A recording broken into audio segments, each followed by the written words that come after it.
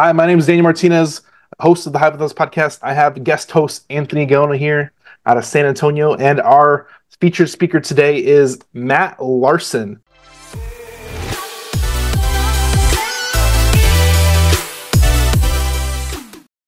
What part of the country are you from, Matt? From the Midwest. I'm currently in Illinois at my lake house.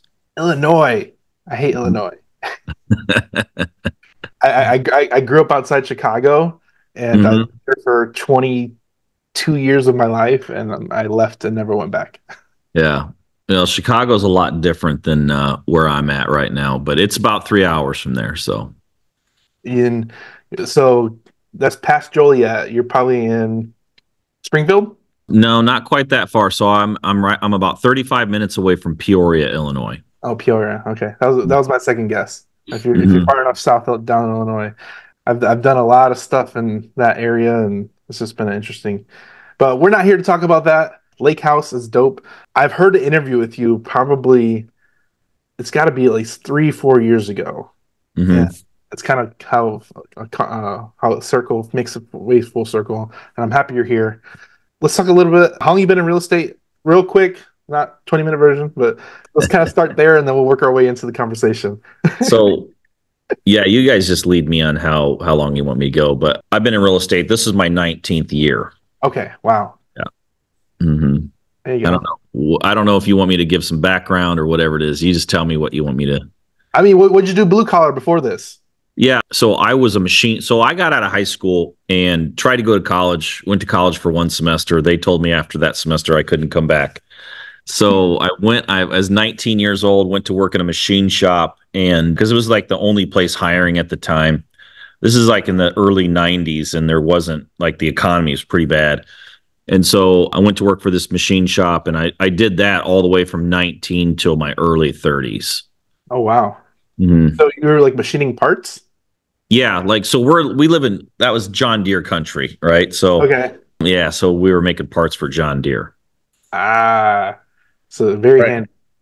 So I think a lot of people watching this might know who you are, right? You're a recognizable figure in the space.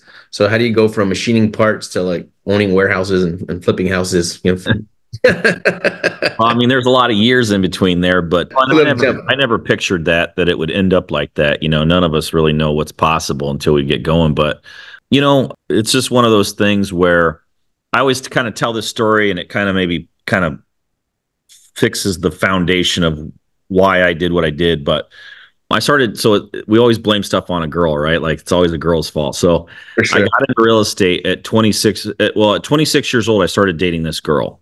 And here I am, a machine shop worker, and she's a doctor, literally, way out of my league.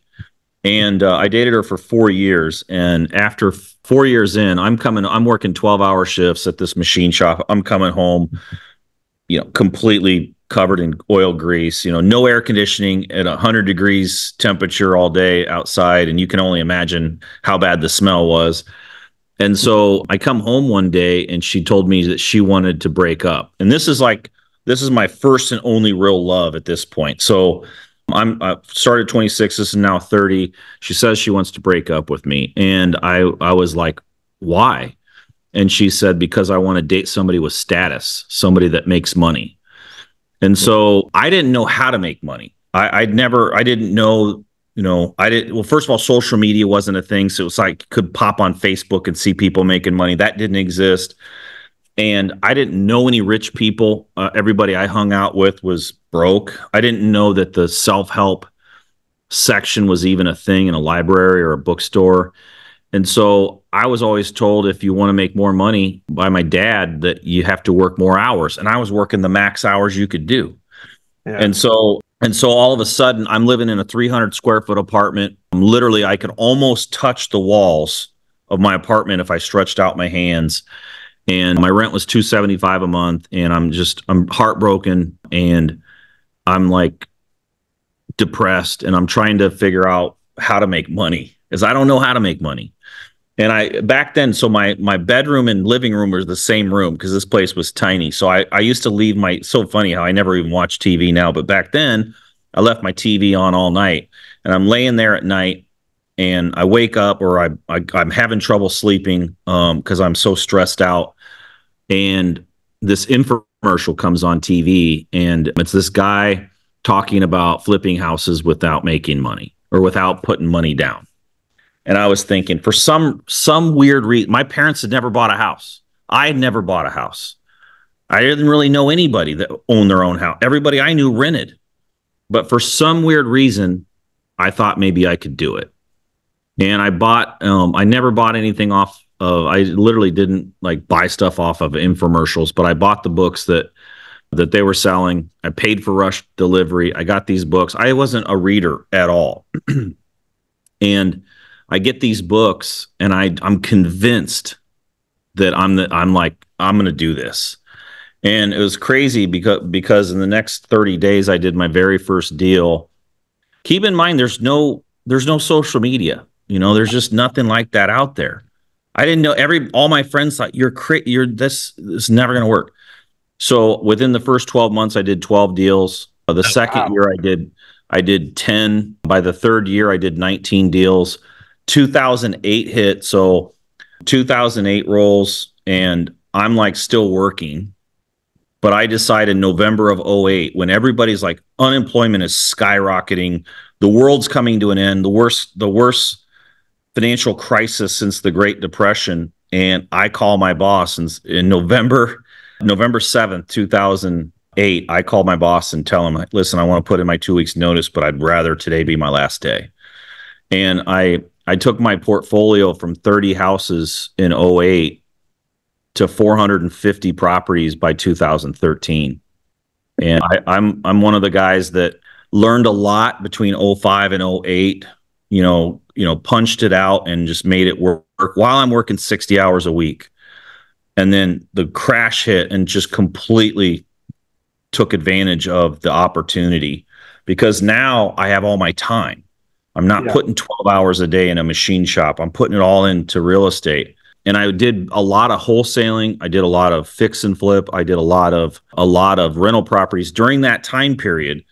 So not only, the 450 houses was a small fraction of what I did. That was what I built. But I was making 7 figures in wholesaling too. On top of that, net 7 figures. I had $1 million in cash in my bank.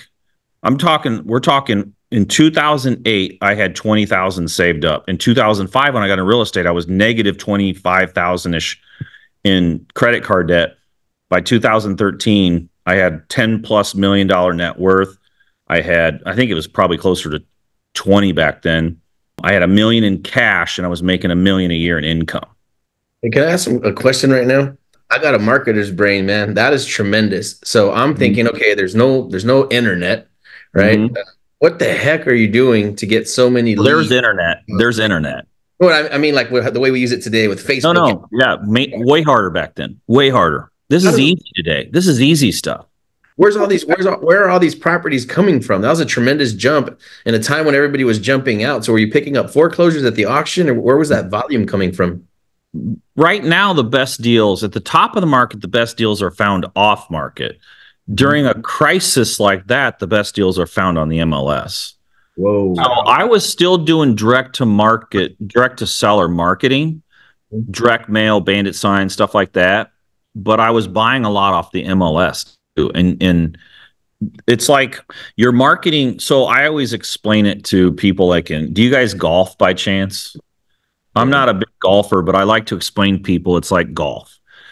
Right now, when you talk to a seller, you're on a 550-yard par 5. Mm-hmm. You hit the ball as hard as you can. It goes down 280 yards. You still have 4 more swings to get that ball in the hole. Very difficult. As the market drops, it goes from par 5s to par 4s to par 3s to eventually at the bottom of the market, like in 08, 9, 10, 11, 12, that's mini golf. That's easy. So you just tap it in there. So that's the difference is a lot of people don't I've been in this going on 19 years. I got an opportunity to make a huge amount of money in a very short amount of time playing mini golf. But I learned the game with par 5s in 05, 06, 07. That was way harder back then than even the top of the market this time. So I like this kind of framework too, because everybody talks about like the recession is like a wave, and I feel like you only need one wave to set your life up the rest of your life. Mm-hmm. And there's different waves every 7 to 10 years. So if you catch that right wave at the right time, you can go from 450 houses. That's Well, crazy. that's why I tell people I see a lot of, and I'm not in this game to argue with anybody. Yeah, Every day some 25-year-old tells me I'm an idiot on social media that I don't know what I'm talking about, even though I did my first 1,000 deals and he was still in junior high.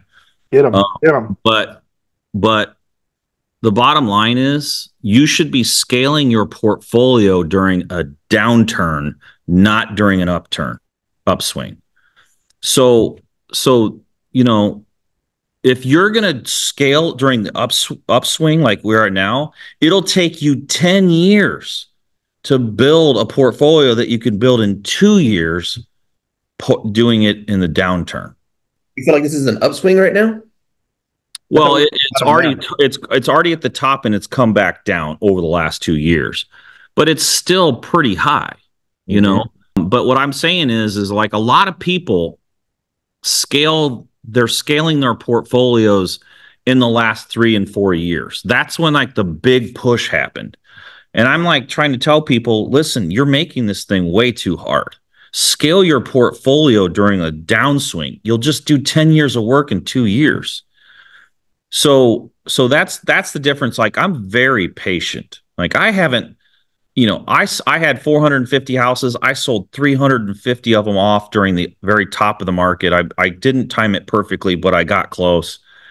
I couldn't sell them all because I had too many and I would have crashed the market if I would have sold them all at one time. But the bottom line is I'm not buying any rentals right now. Why would I? I know what's happening next, and the next, I don't want to work any harder than I have to. As you get older, you try to protect your energy. Like when you're younger, you're trying to figure out how to make money. When you get older, you're trying to figure out how to get a multiple on your energy. And then the money comes easy. The money's like oxygen. Like you don't like, okay, I don't think about like, am I going to run out of oxygen in this room right now? So it's just one of those things where don't make life hard. Buy when everybody's selling and sell when everybody's buying. Man, I love it, dude. Okay, are you going through this growth phase again? Are you using private capital, seller finance? Like, how did you manage to accumulate so many houses? Was it partners or what'd you do? So I didn't do it. I don't do private money. I don't do syndication. I don't do like any of that. So what I did was I brought on some partners, 50-50 partners, and I'll do the work, find the deals, we'll split the profit, you put up all the cash. That's the easiest way to scale. You can scale way faster doing that, even beyond like private money, in my opinion. Because I always see people that borrow private money always asking for private money. Like that's like a never-ending cycle. Whereas if you just get a good partner that has a lot of cash and you're making them a fortune, they figure out how to go get the money. Right? It's just easier. So I did a lot of 50-50 partnerships, but what happened was my balance sheet and my financials were growing fast. And when you're making $1 million a year net on taxes and you have $1 million plus in cash and you have a 8-figure net worth, during 2010-11, I go to the bank and I just say, I want to like think about the time frame. Banks were collapsing, unemployment was high, and I'm going to the bank 5 years prior. I got into real estate, 5-6 years. I'm saying I want to buy houses and put no money down. How much do you need, Matt? Because back then, and even now, most real estate, if you ask a banker, tell me about the average real estate investor that you do loans with, they're going to say they're broke. They don't have any cash. And so I did the thing that was the opposite. I did a whole bunch of wholesaling, which brought in fix and flip, which brought in a lot of cash, tucked some of that away. And I went through the phase. Guys, I grew up broke. My parents were on food stamps occasionally growing up. When I started making like real money, I was buying Rolexes every week, and I got a fantastic Rolex collection. I never wear them. I got my Apple Watch on now, but I was paying cash for Lamborghinis, Rolexes, $15,000 bottles. Like, you don't want to do any of the stuff I was doing. I was making so much money, it didn't matter. How old were you at that time? Like 33, 34. But I'd never had money in my life. And so when I started making money, I was spending it. We were talking, I was living big. The cool part was I was still smart enough. I'd go burn 20 grand on a Rolex and bottle service and whatever, and I'd still tuck 20,000 that week into a savings account. So I was spending it, but I was also smart enough to save a lot. I was just making a ton of money. Yeah. It sounds like that's about the perfect age to go to cycle through some cash and have some fun. Yeah. No, I'm not like that anymore. I really don't even hardly leave my house, now. I'm 48 now, so it's like it's a little different situation. But, I think everybody goes through that phase at one point. I had fun, but I have different fun now. Yeah, same for me, man. In my 20s, I was a general contractor, and I did go through a lot of cash. I always had big projects going on, and now 42 now, yeah, and I do a lot of quarterbacking from the house. Less excited to go out and do a Vegas trip or something. Like now, I'm just working from home, hanging out with the kids and the wife, that kind of stuff. Yeah. I think it's good. I think maybe it's fun to go through that phase, but I'm glad that phase is over. I don't have anything to prove anymore. I don't need to prove anything. So what are you doing these days, man? Like, are you just more investing? Are you still actively like acquiring? You said you're not doing much acquiring. You're waiting for a downturn. Mm-hmm. Well, I have a wholesale operation. The other thing is you get older and you get smarter. I got over 4,000 deals under my belt. So like, I understand how the whole thing works. So like right now, I just wholesale mainly, and I do probably, I don't know, 5 fix and flips a month, something small. I don't do much of that anymore because I don't want at my peak, I was doing 80 deals a month. And that's a lot of projects to manage. And you don't want to get caught in a downturn with that many projects in flow. So I slowed that way down, knowing that what I think is going to happen in the next couple of years. So I'm just trying to be prepared and not get crazy. But the cool part is my wholesale operation, I only put 2.5 hours a month into that business. Wow. So all my whole wholesaling operation is all run by virtual assistants. My 2.5 hours a month is kind of broken up kind of like this. So I do 30-minute meeting a week. It's scheduled for 30. We're usually done in 20. I check my KPIs twice a day between my leads that are coming in and my offers that are going out. Then I check my end of the week report on offers accepted, and I meet with a mobile notary once a week, and we sign all my contracts for the week, and then that's it. I don't determine how much we offer on houses. I don't get involved with what we're selling them for. I don't talk to sellers. I don't talk to buyers. I don't do any of it. I don't even log into I got 200 grand invested in my Podio system, and I don't log into it ever.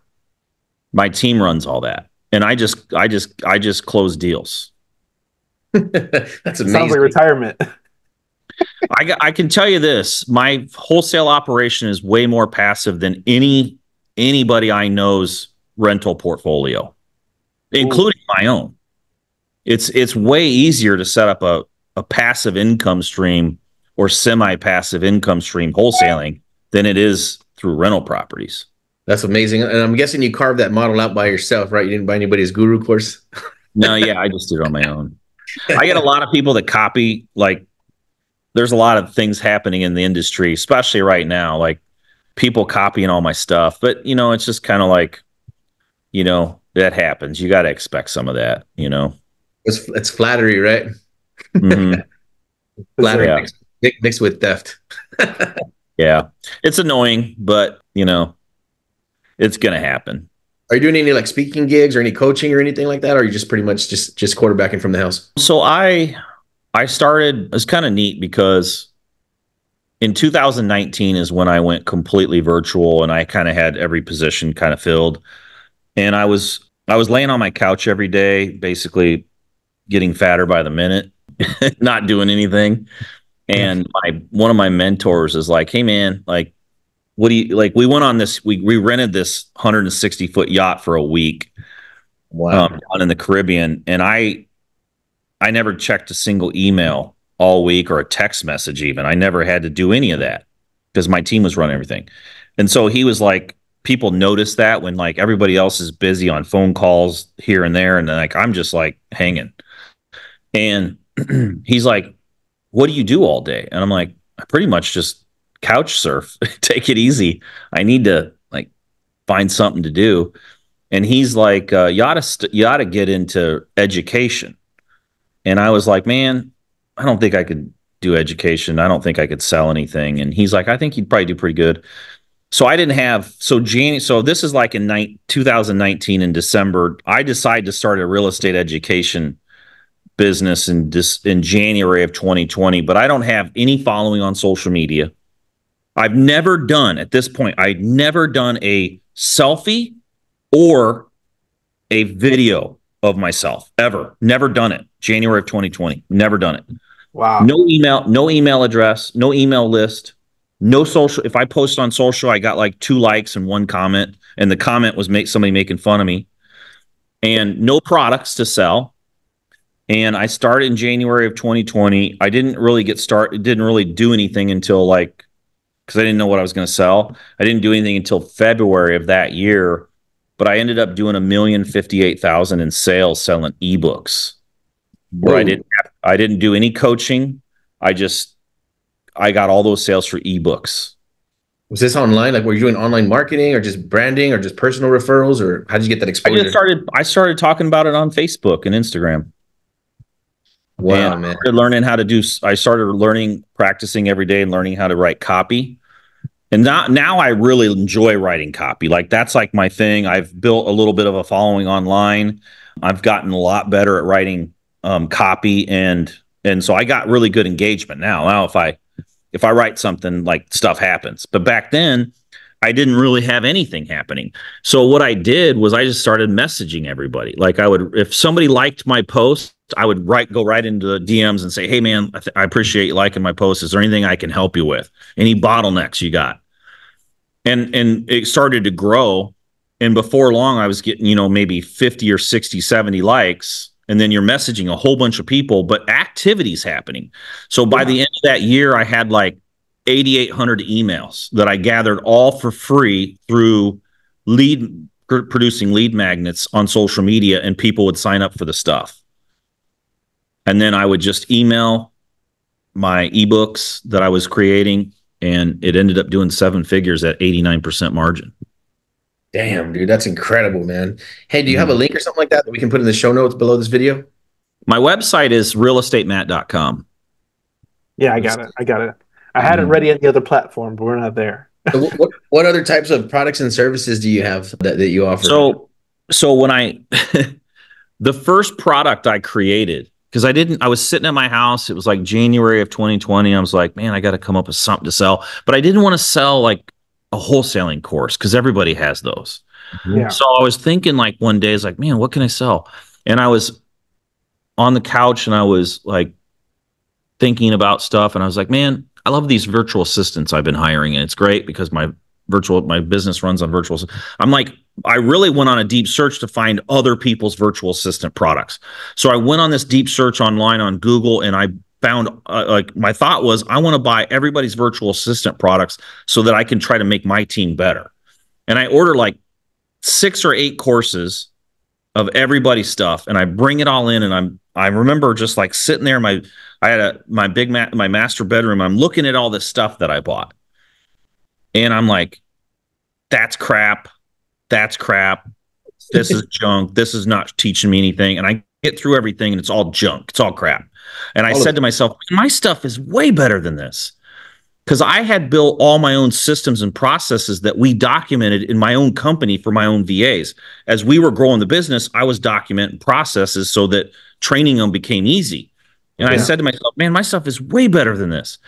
And then it hit me. It's like, whoa, that's my thing. Like, that's what I'll sell. I'll sell my processes for my VAs, my step-by-step processes. So I put it together into a like 200 or 300 page ebook, and I put it out there, and it freaking, I didn't know how to do a webinar. Somebody said, oh, you gotta do a webinar.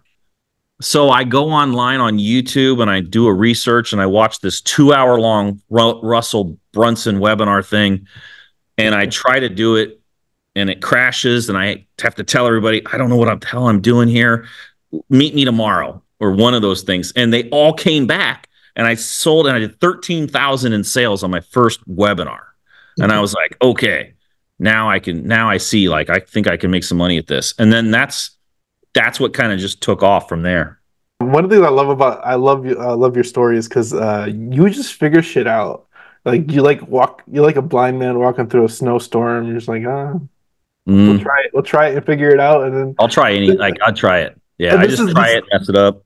And what's crazy about this is you just started this 3 years ago now. It's 2024. But one of the first stories I heard about you was you were doing so many flips in your market, you had to go start a warehouse business so you can get more product to your team faster and cut out the contracting bidding on the materials.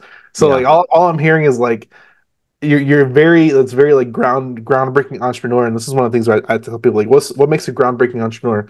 They find a problem and they make a solution, and then they just hone that solution down to perfection, and then they find new problems. Mm-hmm. Yeah, we created. Well, I'll go back to the mini lows I created in a minute. But I want to finish one thing, because what happened was I created all these processes. Yeah.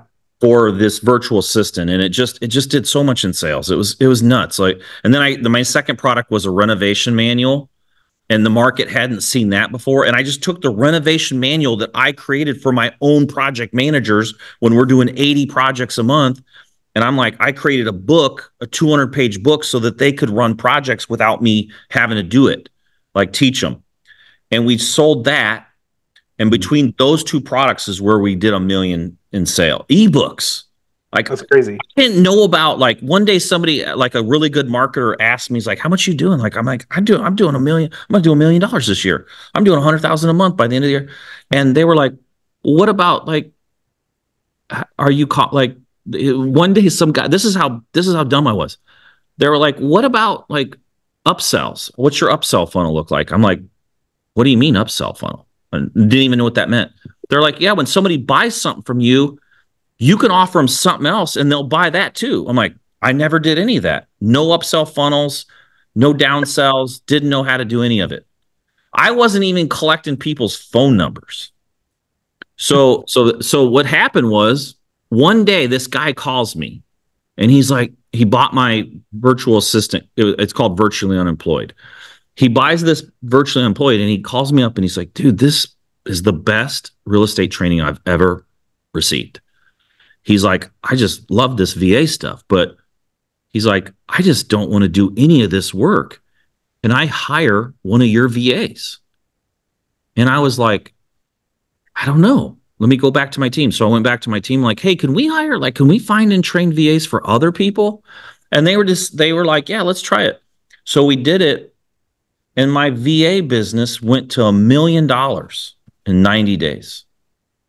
$1 million, like, it does multi-millions now.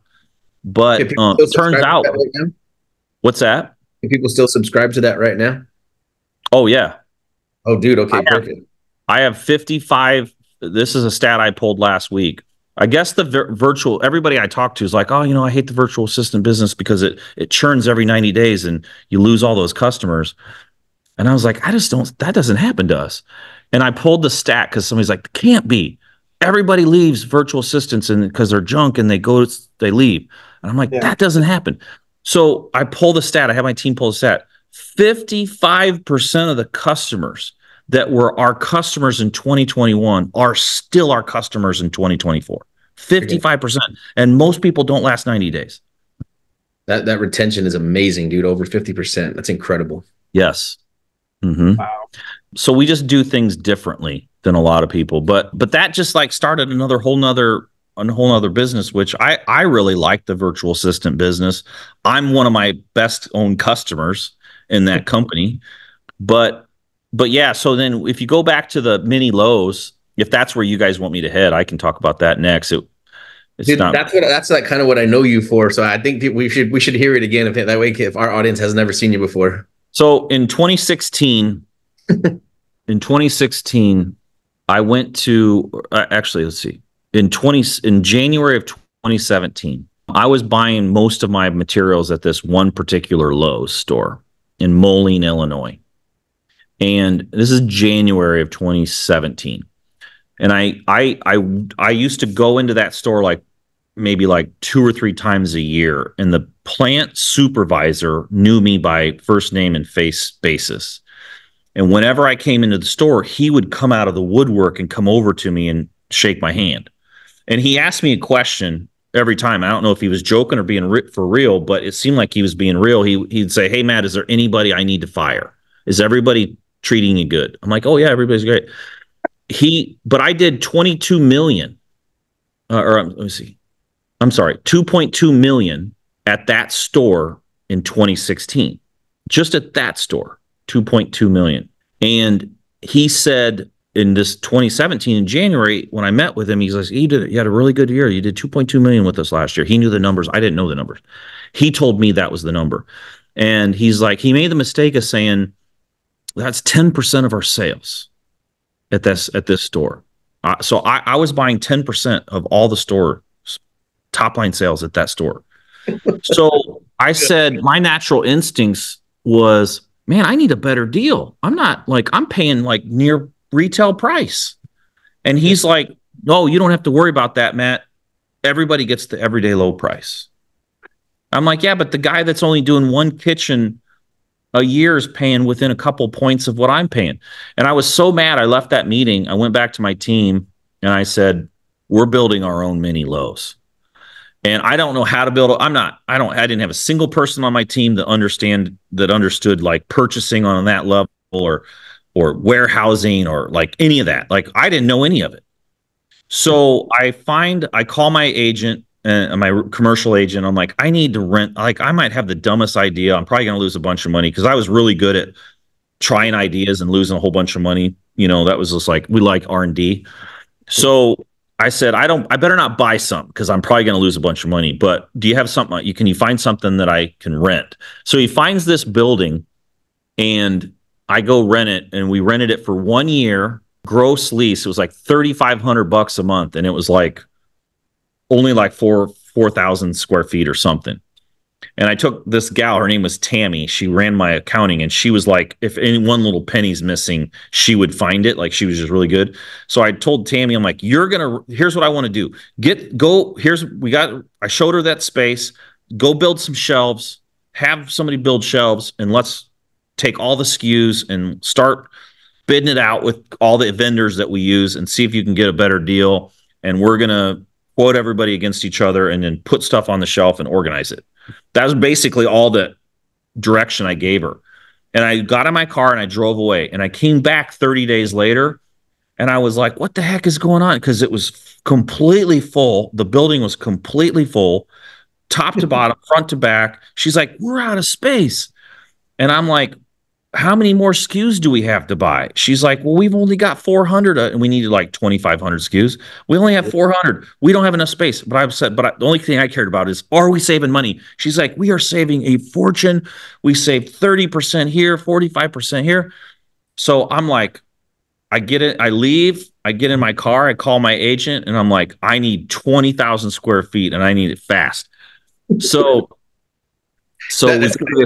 we literally that day we meet at this building that's 18,000 square feet, and I make a really low offer on the building. They reject the offer, and then my agent says, "Listen, I don't think you're going to understand. Like this guy's going to buy either you sell it to him today for this price, or he'll buy it in a year for less because he's seen me buy a lot of stuff over the years, and I always get good deals." So I end up getting this building. It's 18,000. And we built a full-blown mini Lowe's, 2,500 SKUs. I had a CAD designer come in and actually build order the good shelves. And, they go up to the ceiling and they're, is all organized. And it was pretty sweet. It was pretty sweet. And I did that for years and years. But what happened was we ended up saving up to 80% off of what what you would pay for materials at Lowe's, Home Depot. What? In fact, one product paid for the building. The mortgage and all the overhead was paid for with one product, and that was paint.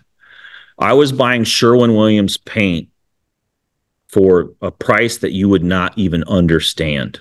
I had the lowest price in the country. In fact, it was funny because Tim Bratz? Yep. Me and Tim were buying this 400 unit building, and joking around because Tim, thousands of units. Yeah. He's like, all right, I'm going to get he bought Sherwin-Williams paint too. And he's like, I'm going to get the paint quote. And I said, can I quote the paint after you quote it just to see if my price is, oh yeah, you can't get better price than me. I'm doing thousands of units. And my price was to do the 400 units was $250,000 cheaper. Then he was going to get it. Yeah. Yeah. I had it like so cheap. I worked these people over so much. Sherwin-Williams was creating oddball to get the business. We were getting paint samples instead of like being like the Sherwin-Williams name on it. They were like XP0205. Like they were creating paint for me to figure out how to get it cheaper to win the business. And so our paint prices were so cheap, it was not even fair. So that one product paid for it, the whole building, but we got so much cheaper across everything else that it was unbelievable. And I still own that building until June of this year. When I started backing down on the number of rehabs in the last couple of years, we started the building was kind of starting to turn into a ghost town. I had 50 employees in there, and all of a sudden we only had like a few, and it was kind of a waste, So I got a call one day on the building, and the guy was like, hey man, I'll give you a cash offer, no inspections, close in 30 days. And he paid me $500,000 more than the building was worth, which was like $1 million more than what I paid a few years earlier. So I was like, yep, I'll have my stuff out and you can move right in. And so I sold it earlier in June June of this year, or June of 2023. Dude, congrats, man. That's a heck of a story, dude. That is badass. Mm-hmm. Incredible. But we created our own online store. We had everything intertwined with Podio, our own barcode system. Basically, what would happen is we had it totally tricked out. I mean, it was pretty slick. What happened was, so we had our own online store, like you would go onto Lowe's.com and order from Lowe's. We had that in my warehouse. So what would happen is we would close on a house. One of my project managers would take the scope of work, go online to our site, pick and order all the products. As soon as they hit send, it would go to the warehouse. The warehouse guy would get a notification. He would go pull and pick all the items and then hit the barcodes each time to let the inventory know it was dropping. Then he would hit a button on his phone in the Podio app, and then that would automatically text the contractor that his order was ready. And then the contractor would roll around to the building, hit the doorbell. We'd raise the door, he'd back in, and we would load his stuff, and he's gone. So no lost time on walking the aisle. I mean, how many times do you go to Lowe's or Home Depot and you're like a mile long in the morning, there's 14 cash registers and one guy working? None of that. You didn't have to wait in line. You didn't have to walk the aisles trying to get your stuff. It was just super streamlined and organized. Dude, that's amazing, dude. I've been a contractor for almost 40 years. I dumped it a few years ago. Now that we're doing the big land deals and things are going amazing. You seem like a very systems oriented guy, man. Kind of like you have an engineer's brain because you have a way of figuring things out. Is that something that you're doing on your own, or do you get consulting from somebody that's in the space already, or how do you solve all these big problems? No, I didn't get consulting on any of that. But what I do is I just have the big idea and I just find the people that can take the idea. I'm not engineering minded at all. Mm-hmm. But what I do is I get the idea. I want to create, when I created the mini Lowe's, I was like, I want to create the mini Lowe's. Here's what I want it to look like. Then I would go find somebody that could go build it and put it together. Mm-hmm. You're the managers and then the quarterback. Quarterback, you kind of put the people in place to make it happen. Mm-hmm. That's amazing. Your level of sophistication is amazing because this story seems unreal to have your own website checkout, but that's amazing. Is there Mm-hmm. is there something new that you've done that I haven't heard about? Because that's the biggest thing I heard about, and that story is amazing, and I love it, and I'm glad you said it on this podcast. But what are you working on now besides the couch surfing? No, I made a couple things. I'm focused, like I'm really just focused on the hands-off wholesaling model for other people. So Okay, I'm going pretty deep with my VAs, and they're really, really talented. I got a great group. And so my time is spent this year. I set a goal. Like everybody, you have to have a goal. And if all you're setting is money goals, then you probably will get bored, or you'll probably maybe not hit them. It's hard to like make money goals a thing, I found. But what I did was this year, I set a goal to get on 2,000 unique phone calls.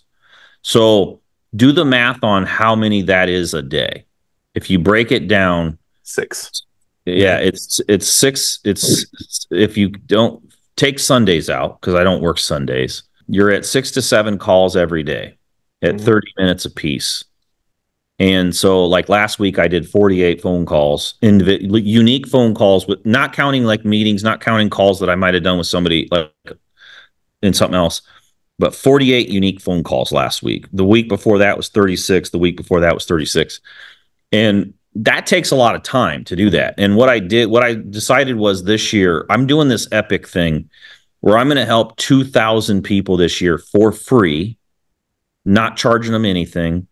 I just want to solve their biggest bottleneck, because I went back to, okay, that infomercial that I watched in 2005 for 30 minutes solved my biggest bottleneck. And now I'm going to do 2,000 phone calls this year, which, guys, I'm telling you, I'm working it. Like, that's hard. That's a lot of work doing 2,000. Like, that's 48 phone calls in 1 week. And I have multiple businesses. That's a lot of phone calls. That's a lot of dedication. That's not an easy thing. And I'm going to do 2,000 this year, and I'm documenting the whole thing, and I'm going to see what happens. See what epic cool things happen out of 2,000 unique phone calls, 2,000 different people in 1 year. I want to see what happens. This is just a passion project, like helping people, just giving back, or yeah, like I get frustrated because everybody's a big shot online now, and everybody's like a big shot, and they're making millions and all this, but nobody will help anybody without having their hand out. Pay up, give me money. And my thing is if you're a big shot, you can afford to help a few people for free. Absolutely. I love that, dude. And I think that's our core business. We do okay. I think we're just starting to get into our stride now, but we give back a lot, man. We help a lot of people just because it feels good and it's important to us. And I hope we never lose that. Yeah, it's amazing. It's an amazing feeling. It's only the 3rd week in January, and I started this in January 1st. I was on phone calls all day, January 1st, New Year's Day. I've been on phone calls every Saturday, 12 a day. And the feedback that's happening, and the impact that's already happening 3 weeks in is unbelievable. Yeah. And I tell everybody, it doesn't have to be real estate. Doesn't matter. I've helped multiple bartenders. Like, hey, they see my post on Facebook. Hey, if you need help, I'll be able to take the skills I have. It doesn't matter the industry and I can help you make more money. So I had a couple bartenders reach out, and I helped them learn. I taught them quickly how to write some copy and post on social media. I have this free social media course that's probably worth a couple grand that I just give away to people, and it teaches you how to 10x your engagement and all that. And so I've had bartenders like, I'm getting 8 new customers a day, which is giving me hundreds a week. I'm getting those. I'm helping people in cleaning businesses massively increase the number of bids they're getting and winning. I helped another kid that's a project manager, a GC, and he's like, I got no business. I got nothing coming. I don't know what to do. I have no money. And I told him, do these 4 things. And all of a sudden, a week, 10 days later, he's like, I can't believe it. I got more work than I can deal with. So I'm helping real estate people. Of course, I get a lot of real estate calls, but I'm helping in any industry. I don't care what the industry is. You get a hold of me, you send me a DM on social media, I will help you. Dude, it's amazing. I want to test to this right now. You did message me on January 4th at 8:11 and said, I appreciate the follow. I'm here to assist. And what's the main thing slowing you down right now? So you are walking the walk, man. So that's freaking amazing of you, dude. I didn't know if that was a bot or what. Yeah, I do have some people helping me with my DMs. Only not so much back then, but this thing's blowing up. So it's like I'm getting to the point where there's so many DMs coming in that it's hard to handle. So yeah. I have my team like putting them in emails, building spreadsheets so that we can keep like track of everything. But if you DM me on Facebook, it'll be me that responds.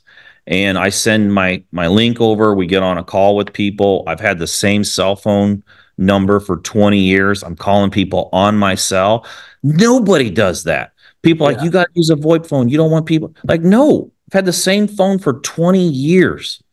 I'm not worried about somebody like bothering me. Like I'll just get on I'll call you from my cell. It was so funny. Everybody's like, I get on a call with them and they're like, is this like your phone number? I'm like, yeah. And I've had that same phone number for 20 years. And I'm just like, you find another influencer to do that. They won't.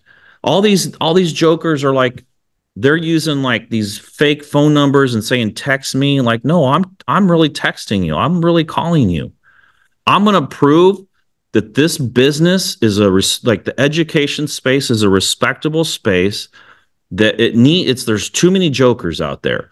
And the other thing that's going to happen is like, if you're not real, I'm going to take your business from you, because I'm going to take it from you and I'll take it from you and for free. I do a thing called the Deal Lab every week. It's $47 for the month. I used to charge like $400 or $500 for it. I got up one day and like, a lot of people can't afford that. So I'm just going to lower it down to $47.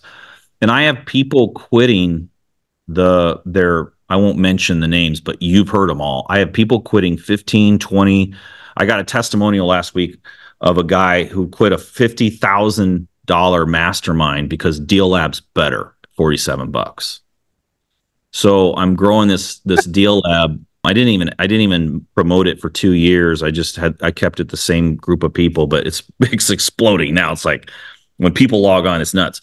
So I do that really cheap just to keep, just to make it so anybody can learn real estate education. And it's been pretty wild, man. I tell you, it gets overwhelming when you start seeing people reach back out and say, man, you helped me so much. I had a kid yesterday. He's in dire straits and he's like, I got these 2 deals. I can't get them sold. I don't know what to do. I got no money. I don't know how I'm going to pay my bills. And I get him on a call and he's got every penny he's got nothing left. He's got every penny in these deals. He needs to get them sold and they haven't sold for 3 months. Yeah. So I'm like, give me those addresses. So I get online and I look it up and I start running comps for him while I'm on a call. And I'm like, dude, this one, you got to lower this one down. It's not going to sell at the price you're at. You got to put it at 180. Still making money. Yeah. And so I repriced both of his properties. And that was the first week. That was like in the first week of January at one point, I think late in the week. And he called me yesterday to let me know both are pending. And he's got 90 grand coming in the 3rd week of February. It's amazing. That's a superpower, man, dude. That's freaking amazing. I didn't know you were doing that. Mm-hmm. That is, you're inspirational. I love that you're making your $47. You're almost inspiring me to lower it down to $47. Not that I'm gonna compete with you. No, I think you should put it at whatever price that you feel is right. I just think that so here's my thing is, it's like, geez, man, it used to be you could do these monthly things and they were $100. Then all of a sudden they were 200. Then they were 300. Then they were 500. Now they're 1,000. And I'm like, I'm going the opposite. I'm going down. I'm going to lower mine down and show people like, listen, 1,000's too much. That's too much. Yeah. You know, you're cutting out all the people like me 18, 19 years ago that couldn't afford that. You know, I paid $37 for the book that I bought with rush delivery back then. That's the person I'm going to help. Dude, that's amazing, man. I think now I'm thinking Daniel and myself need to get on this call now. I'm sure we got a lot of bottlenecks and holes in our game that could easily be patched. I can tell you this. I've had like 11 or 12 seven-figure wholesalers join the Deal Lab this year in January. And the feedback they're telling me, unbelievable. I'm in. We're in, dude. This is amazing. Yeah. I knew this was going to be a good interview, but I mean, this is really, really good. This is the good stuff. And this is what we try to get to in our podcast, is like to the core of stuff. Because we've heard the I started poor and now I'm rich spiel. But when you get to stuff like this, man, this is really exciting. It's heartwarming and it's awesome. It makes podcasting fun. Mm-hmm. Yeah, I'm having this 2,000 call thing. Like, guys, I've had it easy for the last few years. Like, life's been good. I got a couch right there. I've worn that couch out. I've laid on it so much. I've had it very easy. I haven't had to work that hard. And I set this goal this year with these 2,000 calls, and I'm freaking working. I'm working it 6 days a week. And I'm working Sunday to catch up on emails that I don't get to during the week. And I tell you, it's bringing me back to the day when I first got into real estate and how hard I had to work in addition to my job in order to do all of it. But it's so fun because I won't let myself fail. I'm going to do the 2,000. And every time I get tired and I'm sitting down, I look at my schedule for a 30-minute spot and I post and I fill that spot. There's no rest. Like, there is no rest. I mean, I was doing 30-minute calls and I didn't have time to eat or go to the bathroom between my calls. So I had to switch it to 25 minutes. But dude, it's stacked one after another, after another, after another. And I'm working. Like, it's pretty fun. I can't wait to see what happens at the end of the year. It's going to be epic to go through. How are you documenting this? As far as like you recording each call, or you recording? No, I'm not getting that detailed. I keep notes on every call. Okay. Notes. With each person, I keep notes. And the cool thing is, I don't remember every single person that I talk to, because there's a lot of them. Yeah. But they message me, and then I have to go back to my notes. Oh yeah, okay, I remember that. And they remember me. That's the thing is something's going to happen. And someday, I don't know if it's in 10 years, 20 years, 50 years, something's going to happen. And they're going to remember when they messaged 4 other gurus, 4 other influencers, and the guy said, yeah, I'll help you if you pay me. And they're going to say, I got to the 5th guy and he helped me. That's going to happen. And I'm just so sick and tired of people going online saying, you can't pick my brain. I'm just like, okay, you don't want somebody to pick your brain? Send them over to me. I'll help them. Dude, that's legacy right there, man. Dude, congrats, man. And I appreciate you. That's freaking amazing. Yeah, that's something that we do all the time, Daniel and myself. We help a lot of new kids. And sometimes they just, can you look at this deal? Let's do it. I don't know who they are. Some girl, I still don't know who she is at all. She messaged me a deal from Florida. I have it in my phone. I'll send you a screenshot after this. Like 2 days ago, she's asking me to help her look at a deal. And I said, hey, do you have the Landglide app? She said, I don't. And she said, I'm a little tight on cash right now. And I said, send me your cash app. I'll send you $10 to pay for your first month of Landglide. I don't even know her name. Mm-hmm. I don't know Isn't her that name. Awesome? I just want to give her a freaking deal. $10. Yeah, it's fun. It's fun. That's the stuff that, like, I don't know. You get a lot of people that are, I don't know. I think you feed them, you can feed somebody a little bit. People are giving big tips. You see a lot of people on Facebook, I tipped $100 or whatever, 1,000. And that's great. I love that. That's awesome. That helps that family. But if you can feed somebody and teach them how to fish, then you can pay them that $1,000 tip forever, maybe, Love that, dude. I think we're going to call this episode Paying It Forward Forever. That is so cool. dude. That's awesome. I was going to ask you what impact means to you, but what is the impact of the future? Because I know we don't have, we know we all have expiration date. And what impact do you want to make on the world? You know, I think about, I'm 48 now, and not that that's old, but it's different than from when I was 38. I've lost a lot of people I know in the last 5 years. Lots of older friends that I had, like people that are no longer here. Mm. 10, 15 Facebook friends, in the last couple of years. And so you start thinking about, we're only here for a minute, it's not that long. And so I just want to I don't have to have any accolades. I want to help people, but they don't have to, they don't have to, they don't have to remember it. They don't have to thank me for it. It's just for me. It's helping me as much as it's helping them. It might be helping me more. Does it feel good when somebody says thank you? Yeah, but I'm not doing it for that. A lot of these calls, I help people and I give them like real action steps that they can go do right now. And they always say, like, a lot of people, not everybody, but most of them are saying like, hey man, it's so helpful. What can I do for you? Really nothing. You can go do what I'm telling you to do and then send me the results. Like, I want to see that. But other than that, I'm really not doing it for any reason. I think people need to, I am pushing a lot of people into the deal lab because it's so cheap and I know they can afford it and anybody can. I feel like you need to keep people going. You give them a little bit of momentum. I don't want to do 10 phone calls this year 200 times. I want to do 2,001 one call things. And then from there, you're giving somebody a good little push, but that momentum will die. So if I can get them into my deal lab, then, it doesn't make sense for some of these people like bartenders and people that are in cleaning business like that. The deal lab wouldn't do them a lot of good, but for the right people, it would, and it'll keep that momentum going and help them stay on track. Cause we all need like outside force helping push us, No, I agree, man. Yeah, I think that's kind of our similar business models. Like they have to be here long enough to gather enough of the information to do it, and they could learn in one or two meetings. But yeah, you need that ongoing information. Super cool, man. Yeah, I think your whole business model, and I think your whole vibe kind of just matches with us and our business model. What we're building in our community. So this is a perfect addition, man. This is freaking amazing. I know we're about that hour point right there.